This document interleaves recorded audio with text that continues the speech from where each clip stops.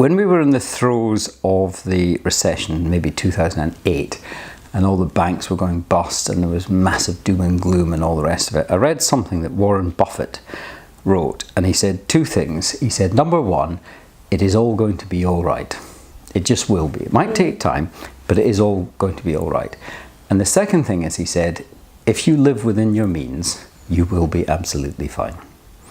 So my advice to anybody at any point in their life, just live within your means. You don't need to go and get carried away and be extravagant and stuff. Just, fathom out how much you need, to how much you've got at the end of when you've paid your rent and your electricity and whatever else you've got to pay every month, your mortgage, your tax. Fathom out how much net money you will be left with. Divide it up by 30 or 31 days or whatever is in your month, and don't overspend. Yeah. That's living within your means.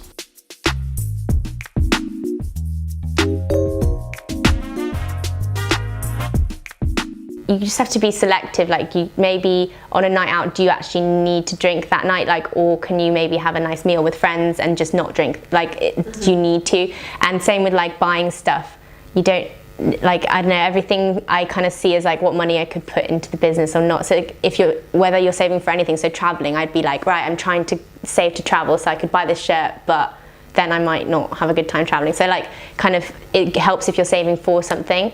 And the other thing I read recently was don't save at the end of the month what's left, save at the beginning. So like, your money comes in and you put away what you want to save into like a separate account. Because I think a lot of people just spend and like, oh yay, there's 20 quid left in my account, I'll save that. But if you take it out of your account, you're more likely to like budget. And there's a few apps recently that came out, like Squirrel and things like that, where it helps you to budget, and they're really useful too.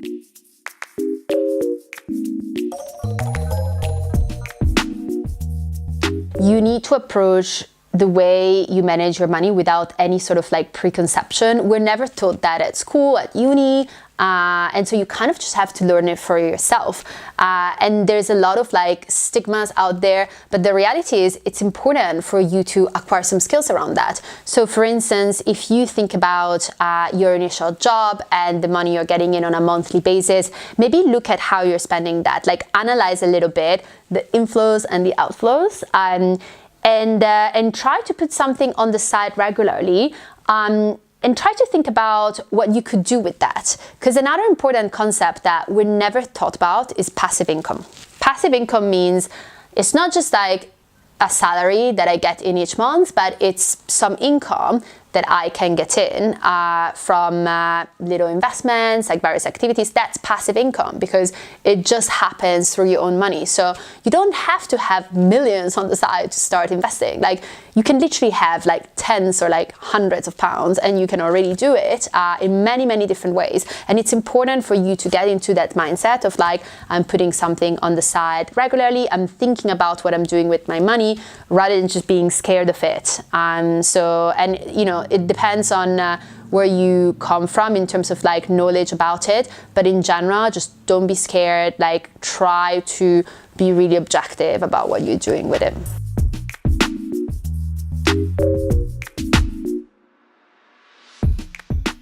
So there's tons of different ways that you can do that, and you don't need to look really far or be really fancy about it, really. There are simple financial instruments that allow you to invest by tracking an entire kind of like sector, just following the market. You see, the thing is that very often, if you hold stocks long enough, just following the market can be the best thing to do. There are also ways like to put money on the side through very favorable schemes that you can get through your job. So kind of like informing yourself about basic financial instruments. If you want to go a little bit more into other areas, there's like real estate crowdfunding platforms if you want to do real estate, but obviously you're not going to buy an entire house. So if you want to look at cryptocurrencies, which is a bit of like a different area, there's that.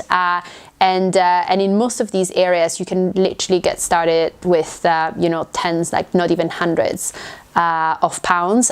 What is important to do is look at diversifying your assets. So don't just put everything as typical, like don't just put everything into one area unless you really have a fundamental belief in it, because often with investing, it's also about taking bold bets. But in this case, if you're just starting to approach it, just think about a few different areas you can go into.